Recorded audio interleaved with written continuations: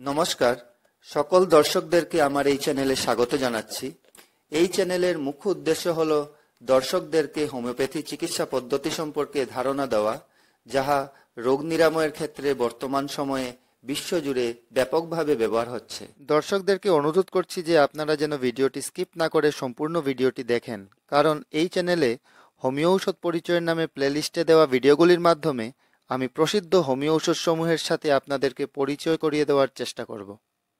প্রথমেই আমি দর্শকদেরকে জানাতে চাইছি যে হোমিওপ্যাথি কোনো রোগের চিকিৎসা করে না, বরং একটি রোগীর চিকিৎসা করে। একটি সুনির্বাচিত পটেন্টাইজড হোমিও ঔষধ যা একজন রোগীর ক্ষেত্রে প্রয়োগ করা যেতে পারে এবং সেই রোগীকে সুস্থ করে তুলতে পারে।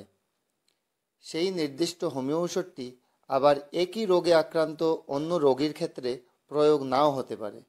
এখন কোন হোমিও ঔষধটি কোন রোগীর জন্য সর্বোত্তম হবে তাহা একটি নির্দিষ্ট হোমিও ঔষধের পরিপ্রেক্ষিতে একটি রোগীর বিভিন্ন লক্ষণসমূহ এবং রোগের বিভিন্ন দিক যাচাই করে পাওয়া সামগ্রিক লক্ষণ অর্থাৎ টোটালিটি অফ সিমটমসের উপর ভিত্তি করে একটি নির্দিষ্ট হোমিও ঔষধটিকে নির্বাচন করতে হবে। আজকের ভিডিওটিতে যে ঔষধটি নিয়ে আলোচনা করব সেটি হলো পালসেটিলা। আমাদের মনে রাখা উচিত হোমিও ঔষধ নির্বাচনে রোগীর মানসিক লক্ষণসমূহ খুবই গুরুত্বপূর্ণ। পালসেটিলায়ের মানসিক লক্ষণসমূহ হলো পালসেটিলায়ের রোগী সহজেই কাঁদে, ভীরুতা, অন্ধকারে ভূতের ভয়, সহানুভূতি অর্থাৎ রোগীর সান্ত্বনা খুব ভালো লাগে, বাচ্চারা কোলাহল প্রিয়। পালসেটিলা রোগী সহজেই নিরুৎসাহিত হয়, রোগী অত্যন্ত আবেগপ্রবণ। পালসেটিলা রোগীর মধ্যে মানসিক পরিবর্তনশীলতাও লক্ষ্য করা যায়। রোগীর শরীর এবং মন খুবই নরম, ক্রন্দনশীলতা, কথায় কথায় অভিমান করে। পালসেটিলা রোগীর অন্যান্য শারীরিক ও রোগের লক্ষণসমূহ যেমন রোগের ভাবমূর্তির পরিবর্তনশীলতা, যেমন মল কখনো সবুজ, কখনো সাদা, আবার কখনো জলবৎ, ব্যথা একবার হাতে একবার পায়ে, জ্বর কখনো প্রাতে কখনো সন্ধ্যায়। পালসেটিলা রোগীর আরেকটি লক্ষণ হলো তৃষ্ণাহীনতা, অম্ল ও ঝাল খেতে ভালোবাসে, মাখনে অনিচ্ছা।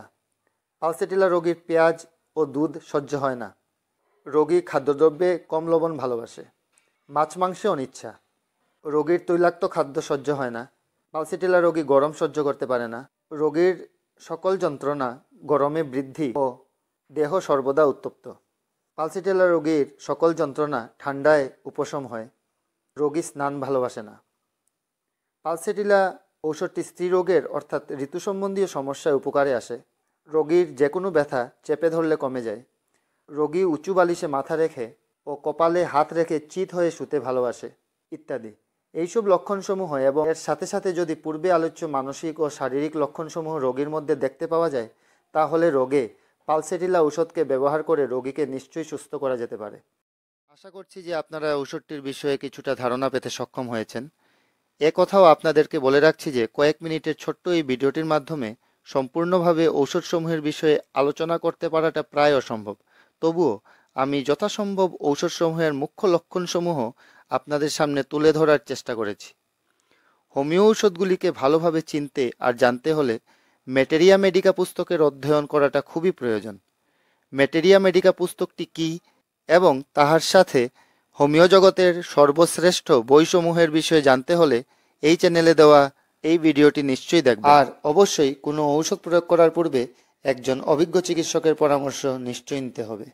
যদি আপনি এই চিকিৎসা সম্পর্কে জানতে চান, তাহলে এই ক্ষেত্রে আমার চ্যানেলের ভিডিওগুলি আপনাকে এই চিকিৎসা পদ্ধতির পথটি দেখিয়ে দিতে সাহায্য তো করবেই, এবং তাহার সাথে যদি আপনারা হোমিও চিকিৎসার প্রধান এবং খুবই জনপ্রিয় চারটি বই materia medica, organon of homeo medicine, homeo repertory এবং অ্যালেন স্কিনোট কিনে নেন, যা আপনার পছন্দের ভাষা অনুযায়ী প্রসিদ্ধ লেখকের বইগুলি আমার ভিডিও ডেসক্রিপশনে দেওয়া লিঙ্কে ক্লিক করেও কিনতে পারেন। আমি মনে করি এই অতি মূল্যবান বই চারটি আপনাদেরকে সারা জীবন বিভিন্ন স্বাস্থ্য সম্পর্কিত সমস্যা সমাধানের ক্ষেত্রে আপনাদের পথ প্রদর্শক হয়ে থাকবে। আরেকটি কথা আমি বলতে চাইছি যে যদি ভিডিওটি থেকে আপনারা উপকৃত হচ্ছেন বা কিছু জানতে পারছেন বলে মনে করছেন এবং পরবর্তীতে নতুন ভিডিও পোস্ট করার সাথে সাথে ভিডিওগুলি দেখতে চান, তাহলে চ্যানেলটি সাবস্ক্রাইব করে রাখবেন, সঙ্গে থাকবেন। আজকের জন্য এতটুকুই। ভালো থাকুন, সুস্থ থাকুন।